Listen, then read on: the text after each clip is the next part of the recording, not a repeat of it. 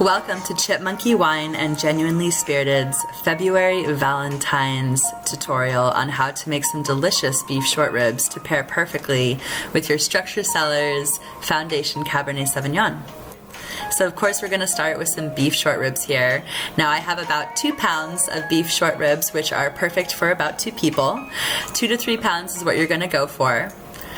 And if you want to, you can marinate these guys overnight with a little bit of soy and that ají mirin and a little bit of ginger and garlic, which adds a really nice flavor to it. It's not necessarily, but I do highly recommend that. Again, just stick those in a bag with some soy and that ají mirin, a little bit of ginger and garlic minced up overnight for a nice little flavor contribution. Of course, we also have balsamic, Worcestershire, soy sauce, sesame oil, onion, and plenty of garlic. We have some beautiful scallions here that I'm going to reserve and chop up for garnish at the end, along with that Granny Smith apple.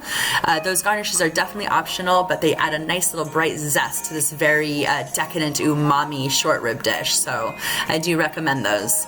Of course, we have the Structure Cellars Foundation Cabernet Sauvignon here, which everything is going to pair beautifully with, but I'm also going to use just a few ounces of this red wine in the braising liquid for the short ribs themselves, just to really tie in that pairing. Now, of course, this approach to short ribs, as you'll notice, is marrying 2 different short rib recipes. You have your soy and your umami, and you also have your red wine and tomato paste. It is kind of a coupling of short rib cultures, so to speak, but I like to mix it all up, and this honestly pairs just so perfectly with that Structure Cellars Foundation Cabernet. So to get the recipe going, we're going to get all of our mise en place in order so that we can just get the braising going really quickly and put a lid on it and wait for it to happen for a couple hours. We're going to mince up our garlic and ginger. We're going to chop that large white onion into large pieces so that it can braise with the short rib. And once you get all of your ginger and garlic and onions all chopped up, I'm going to put some carrots with mine tonight, so I'm going to get those ready too. But you're going to put a medium pot on your stovetop, just like so, on medium-high heat. You're going to put some olive oil in there, and regardless of whether you have marinated those short ribs or not, you're going to generously season them with salt and pepper, and you're going to do a nice solid sear on all of the sides of that short rib.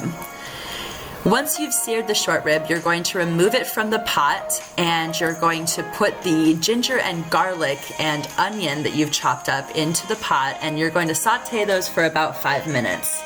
And then you're going to remove those from the pot and the heat as well. You can put all this, the short ribs and the onion, garlic, and ginger that have been seared all onto the same plate. They're about to go right back into the pot here in just a couple minutes, but just put those off to the side once you've seared them. Once you've removed all that from the heat, you need to deglaze your pot to get all those little bits of flavor there that you've seared. I'm going to use the Structure Cellars Foundation Cabernet Sauvignon itself to deglaze this, but you can use a good red wine. Now, if you want to use, obviously not this, and you want to drink all that, I understand, but just at least use a red wine that is drinkable. It is very important for the sauce to use a good red wine for it.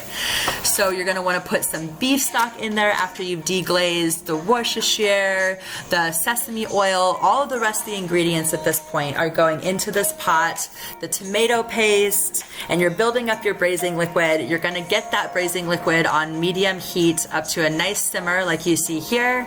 You're going to put those short ribs and the ginger and garlic and onions back into the braising liquid, and then you're going to put a lid on this pot, and you're going to reduce the heat down to medium-low.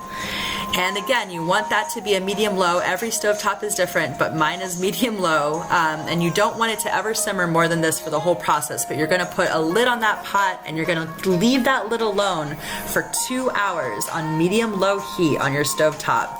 Now, it's going to smell delicious. You're going to want to open up that lid, but don't do it, because that's the whole trick. You want to keep that nice and sealed for 2 hours on medium-low heat, and your short rib should look exactly like this when it's coming out. That beautiful umami sauce should be perfectly already caramelized, so just take those short ribs out with a little bit of that sauce. You can serve the short ribs over pasta if you'd like. You can do that over mashed potatoes. I'm serving mine over some honey glazed carrots this evening, and I garnished it with those scallions and that Granny Smith apple. And of course, I'm pairing the whole lot up with this beautiful Structure Cellars Foundation Cabernet Sauvignon that is so approachable. Cheers, folks. Do enjoy.